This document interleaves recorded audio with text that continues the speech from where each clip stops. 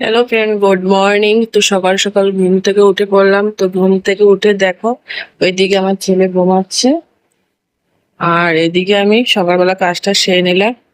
আর দেখো সকালবেলা এত গরম দিয়েছে, বোঝা যাচ্ছে কি না, মানে এত ঘাম বেরোচ্ছে, মানে বলার মতন নেই। এত সকালবেলা গরম, আর সারাটা দিন কিভাবে থাকবো। তো চলো আমার কাজটা শেষ করে, তো আমি এখানে কি করছি দেখো, এখানে আমি ছাতু গুলে নিয়েছি। তো দেখো আমি সকালবেলা এটা খাই, সকালবেলা এটা খাই।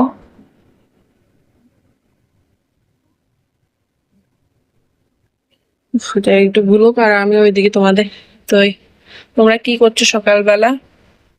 এত গরম, পাখা তো কন্টিনিউ দেখো চলছে, তারপরও গরমে মেতে ঘাম পড়ছে, বলার মতন নেই। তোমরা কি করছো কমেন্টে জানাবে। কালকে তোমাদের পয়লা বৈশাখ কেমন কাটিয়েছে?